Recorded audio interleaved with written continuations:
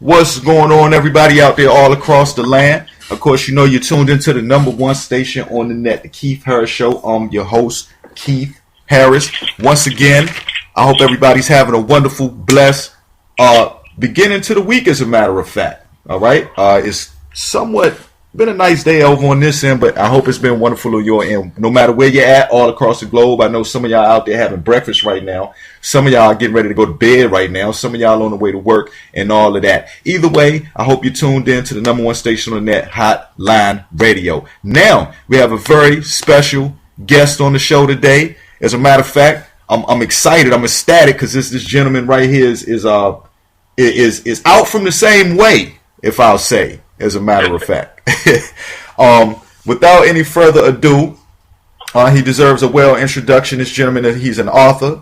He's a spoken word artist as well. He's a poet and a motivational speaker. So much going on. Without any further ado, I'd like to introduce to the rest of the world, Mr. Sean Ingram. How you doing, man? I'm doing good, brother. How you doing tonight? I'm doing wonderful, man. I'm taking it in, taking it easy. Good. No Thank doubt. you for having me. Hey, no doubt, man. It's our pleasure. It's an honor to have you on. Got a lot of things going on, man. Now, okay. First, let me ask you, man. Like, where are you from, bro? Well, I'm originally from Stanford, North Carolina, Greene County, by way of Wilson, North Carolina. Yes, sir. Shout outs to Greene County in the building, man. I know that's right. Greene County is definitely in the building. That's a big deal right there. You know, look, for everybody out there listening, that's pretty much the same area. Look, man, all my peoples and all my relatives, as a matter of fact, I was born in D.C., but the whole fam, grandma, mom, Dukes, and everybody is from Lenoir County, Greene County, and all them surrounding areas, man. Yeah, man. Yeah, and a lot of my people migrated to D.C. and New York, so. Yeah, we might got the same folks, man, after we figure it out. Exactly. Look, that's for a lot of y'all out there. That's a good East Coast history lesson right there for y'all, where a lot of people come from and go to. So, exactly. No doubt. So, all right, now let me start out because you got so much going on. But let me start out with you telling us a bit about your organization, the Sean Ingram Creative Arts Academy. Okay. Well, basically, man, the Sean Ingram Creative Arts Academy is my platform for arts integration. You know, I understand that everybody learn in different ways, especially with creative, artistic people. We learn in different ways. So sometimes if we can't utilize our passion, we're not intrigued. And if you can't intrigue us to learn, then we're not going to put 100% into it. So I utilize your gift with speaking, or your gift with being a radio announcer to equate that to why you need English, why you need science, why you need mathematics to become successful. So, it's just intriguing the kids on their level. And then at the same time, allowing their gifts to be their outlet. Writing and spoken word and speaking was my outlet. That's what got me from the country. That's what got me out of the streets. I tell a lot of people it was my savior. My gift is my savior for real. But, I would have never encountered that if I was never exposed to it being my outlet, Yeah, and that's, I think the way you're taking care of that, the way you're handling that is really important, because people have individual gifts. And right, and when you can focus on an individual's gifts or the youth's gifts, then you know what direction to go in that will make them interested in learning. And it pushes you. That's the biggest thing. So, just taking you for example, knowing that you have this passion for radio and entertainment and stuff.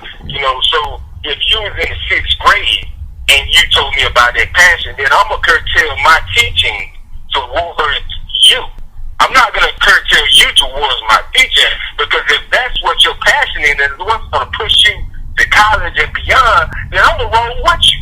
Right. So because now if you get to college and your radio career don't work out, at least you still got a bachelor's out of the deal. But if that was your push, but now what happens is in the 6th grade, we kill our kids' dreams. We kill that push. We kill that passion. So now, if there's make it past the 9th or 10th grade because you don't care no more. Why? Why should I? Who cares?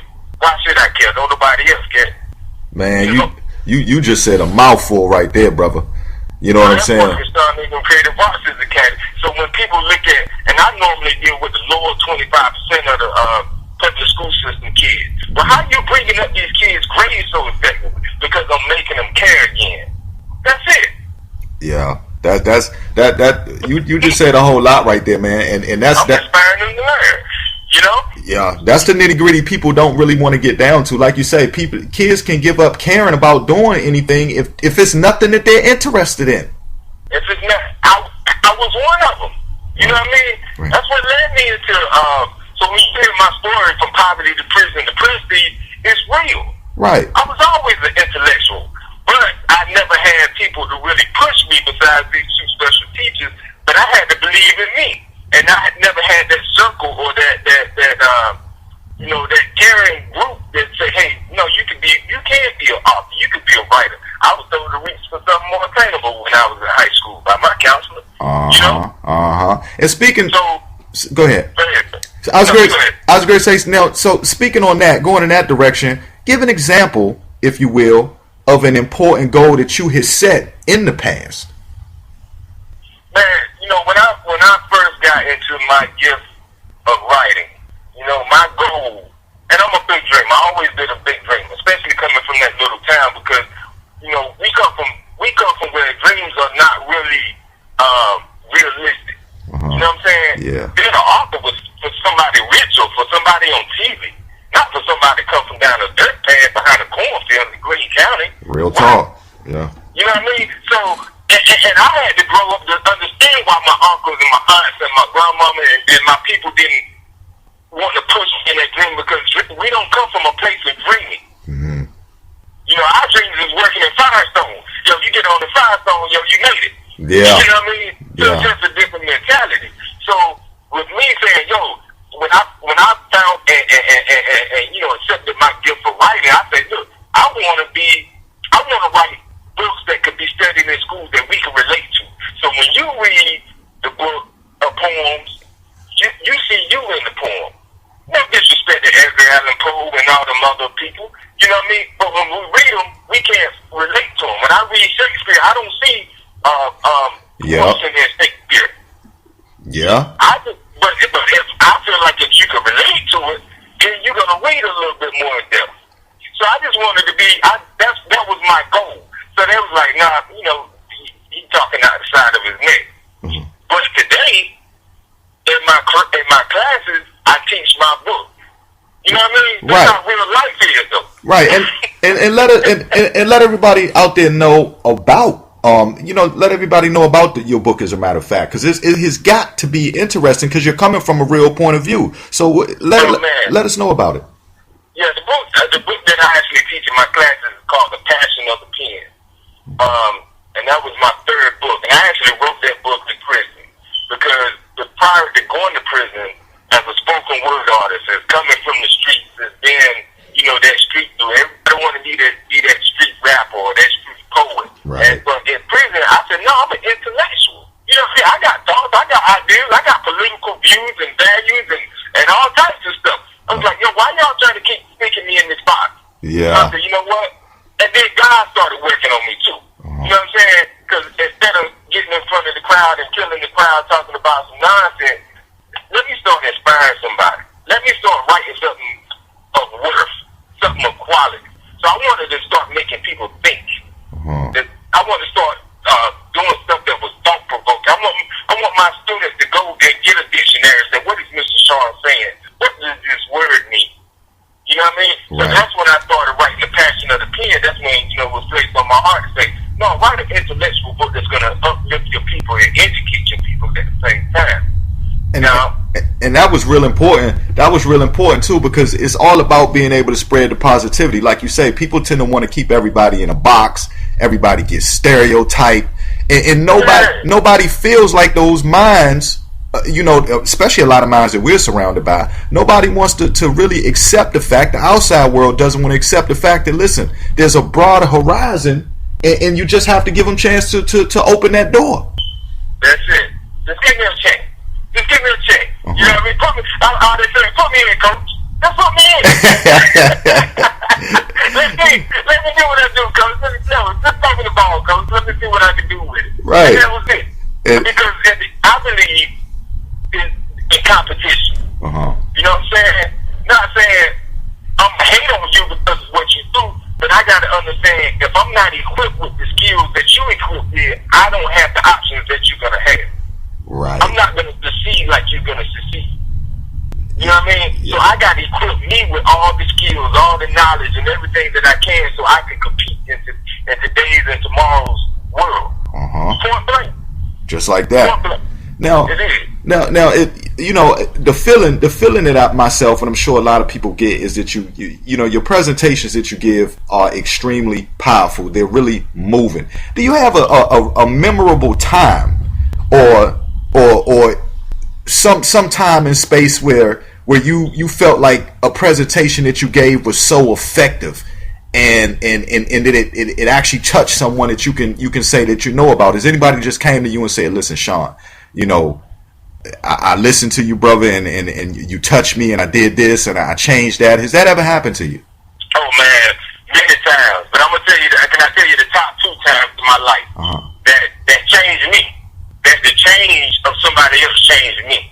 Okay, the first time was when I was probably about 20 years old, still street mentality. You know what I mean? I wasn't doing what I was doing with a purpose. Right. You feel what I'm saying? I was gifted, but I wasn't doing it with a purpose. This is what gave me a purpose. I will never forget it. I was at Expressions nightclub in Raleigh, and I'm rocking out on the stage. And this homeless dude came from outside. And inside, when I finished performing, because I always talked about the struggle. I talk about what I know. I talk about what's real to me. I talk about coming from the struggle and trying to make it, coming up. And this homeless guy came in, and he hugged me, brother. And he said, man, thank you. You just inspired me to get up. Man, that's real. That's real, because you don't hear that. When I tell you that, I wish I could see him today just to hug him. Because I went there mentally. And when he said that to me, it let me know that this is real. This ain't a game, Sean. Right. What you saying affects people. Yeah. And you know that's one that you take sincerely and seriously too, because you talking about a person that probably at some point in time had given up on everything. Everything. But listen to what he said. He said, you just inspired me to get up. Brother, that, when I say that hit me in the chest, and he hugged me so sincerely, like, thank you. Oh, man. Wow. Oh, man, I couldn't tell you. You know? Wow. Real. You're talking about real. That was real. Now I mean, you know, I thank my fans. You know, I do. I thank people that support me, buy my books, you know, give me the standing ovation and applause, but it ain't real like that, brother. That's the one that, yeah. When it exactly, it hits home when it comes from the bottom like that, brother. When it comes from the bottom of the soul, that came from the bottom of the soul. That brother made it in, and he said, "Yo, you know, because you know you had to pay at the door." He said, "I just want to talk. I just want to shake that brother's hand right there." I told him, and I told my people, I said, "No, let him in. Let him in." Yeah. You know what I mean? You know what? That was another part to it that I was thinking about too, that made that so effective, is the fact that I'm thinking to myself, and he actually got in, and that was just moving within itself. It was a small venue, so when you performing, you can hear it on the street. Right. And this brother was sitting down on the street outside the door. It's right by the bus station. Anybody know Raleigh, North Carolina? It's right there at Moore Square. It used to be Expression. So I know right what you're talking about. Yeah, so you know they sitting right there, so you hear it. Yeah. So you know when you step into the door, the table right there to pay. So he looked. So when I'm walking off the stage, he looking at me, pointing at me, and I could tell it's kind of like a conversation about me. And I'm like, you know, what's going on? And his brother was like, I just want to shake this brother's hand. I said, no, let this brother in. I got him. Whatever. However it need to go down. Right. And when that brother hugged me, man, oh man, you talking about changing my life, brother?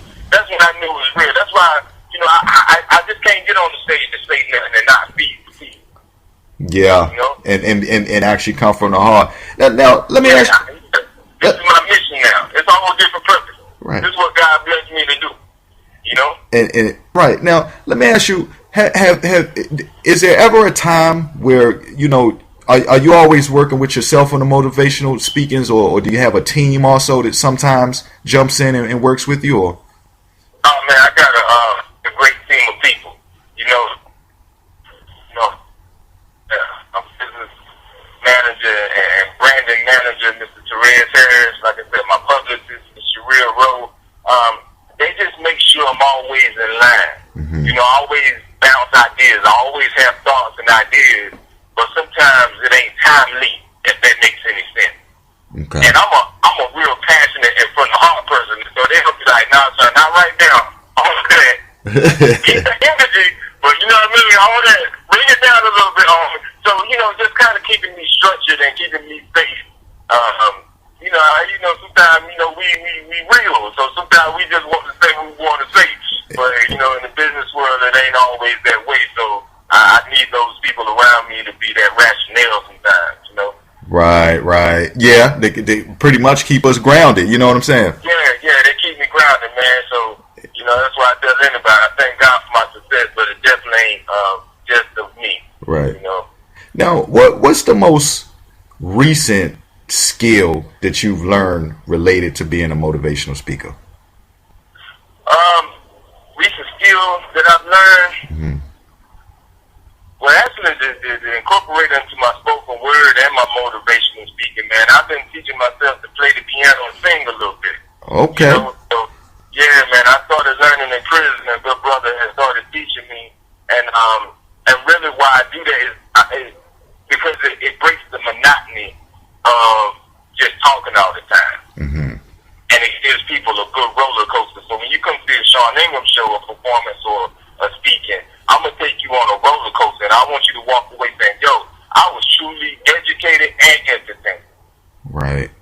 That brother sung to me, he spoke to me, you know what I mean? He did some poem. I mean, wow. He did a little hip-hop. So just being well-rounded, Right. And then also, in the future also, when you put that music behind it occasionally, it also, I'm sure people already get lost in the words of what you're saying, and they can, roll with that. But then that music behind it sometimes will also be able to get them to listen to the words, and it'll still float them off into the actualness of it, like they're in that moment. In that moment, man. And we're people of wisdom. You know what I mean? We're people of the drum. Right. That's where we come from. That's our background. So anytime you can talk to me and then you can give me a little beat and that coincide with my heartbeat, oh, you got me. Right. So just understanding that more, than just the words. So understanding how to captivate a crowd or somebody's attention all the way around. Right. Now, what about any future projects? Are there any things, any works in the making coming up? Oh yeah, man. Oh yeah.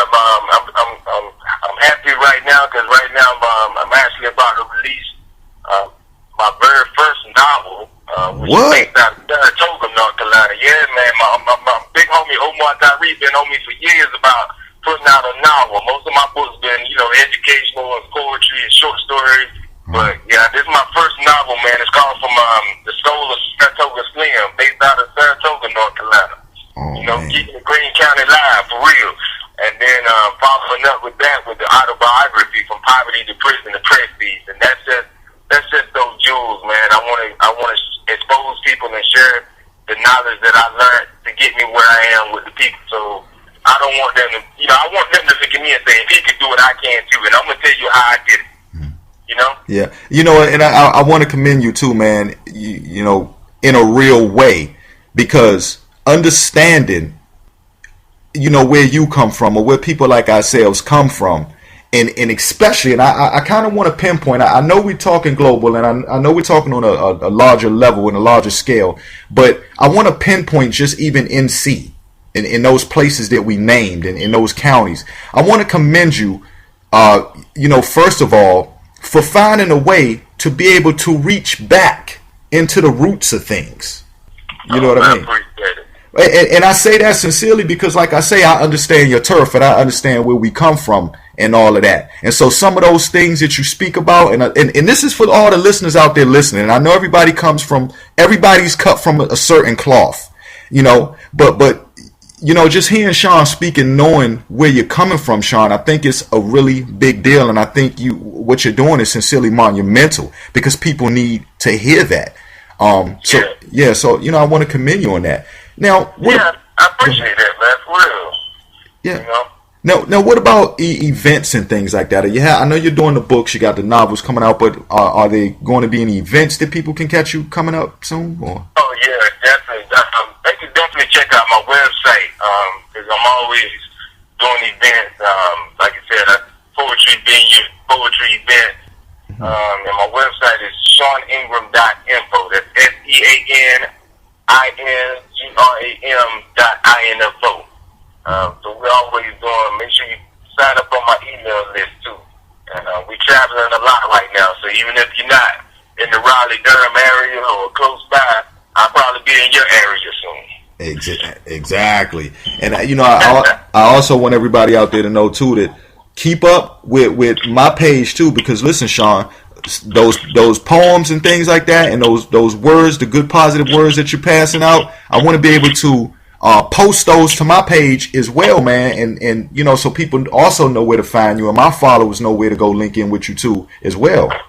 Oh yeah, definitely, man, definitely. That's a big deal. That's what it's all about, networking. Right. Hey, look, I got to take us down home right quick and ask, do you have any shout outs? Okay, yeah, man, I always got, first and foremost, I want to shout out my cousin Rhapsody.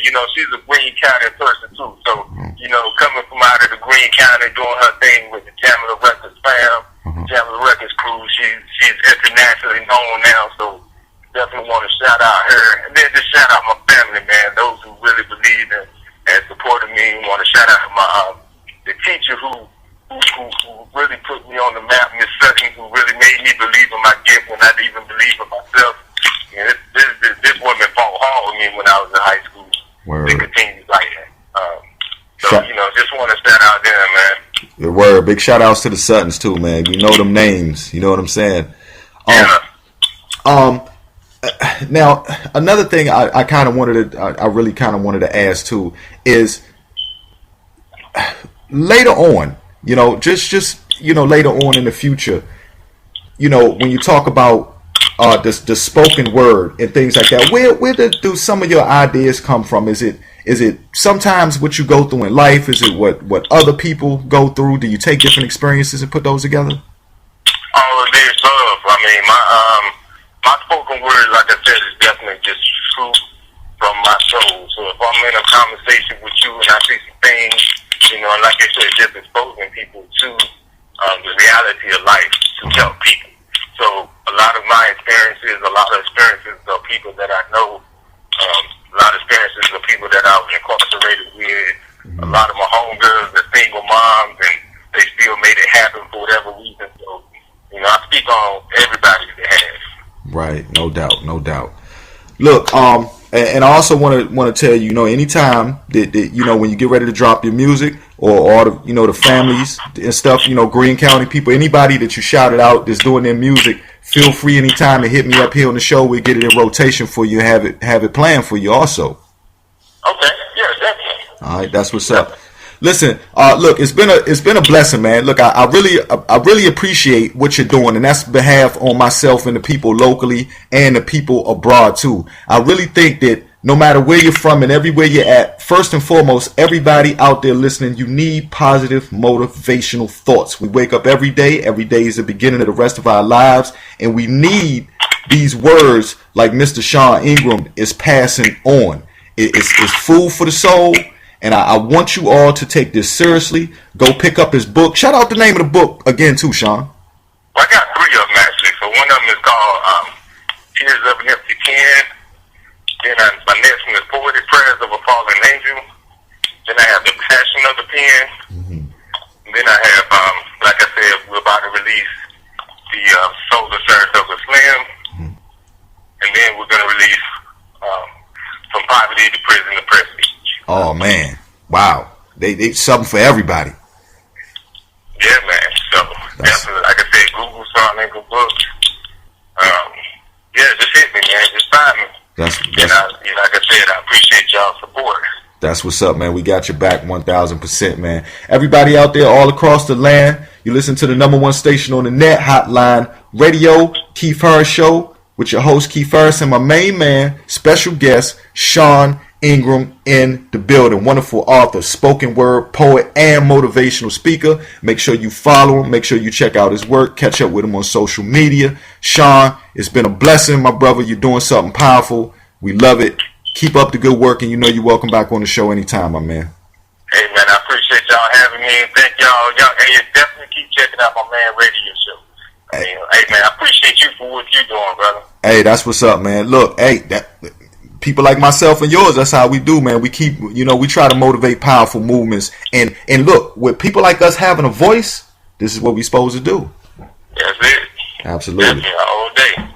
All right, my man. So look, Sean Ingram, everybody. Oh, also, I want to let you know, in case you may have tuned in a little later, you may have just caught half the interview or anything like that, which you shouldn't have. You should have been here from the beginning. But just in case you did, I want to let everybody know that the full conversation with myself and Sean Ingram will be posted on social media shortly. So you can check Facebook. You can go to Twitter and find out. As well, you can check the YouTube page, Keith Harris Show GN, and you'll be able to catch the full interview also. And we'll be talking to you soon, Sean. All right, appreciate you, man. Y'all have a great one now. Be blessed, man. Take care. Yes, sir. All right. Everybody out there all across the land, that was Sean Ingram, wonderful motivational speaker, poet, author, spoken word artist, and so many different things. Make sure you show him your support. He's doing a great thing. It's a big deal. Inspiration is what it's all about. Sometimes we wake up in the morning and we need that extra push and just can't find where to get it from. So once you say your prayers, then you pull out one of these books by Sean Ingram, get the spirit, listen, you get your breakfast, you get your prayer, and you get you're also, how can I put it? You also get your general knowledge of motivation. That tool and those tools that you need to carry with you just to deal with everyday life when you walk into the office building, or when you getting on the bus, or when you going to the bus stop, or you heading to school, or what have you, whatever you may be doing. You know what I'm saying? These things help you deal with the different situations that you face and come across in life. So it's important to do that. All right. So everybody check out Sean Ingram. Big shouts out to him and his whole staff. Big shouts out to Greene County, Lenore, the whole NC. Big shouts out to Mike Styles. Big shouts out to Rosin. Big shouts out to 23rd. Big shouts out to all the rest of the DJs right here on Hotline Radio, the #1 station on the net. You listen to the Keith Harris Show. I'm your host, Keith Harris. Don't y'all go nowhere. We'll be right back. Also, don't forget, coming up today, right after me, in a couple minutes, we got my man DJ Mike Styles right here on Hotline Radio. That's what time it is.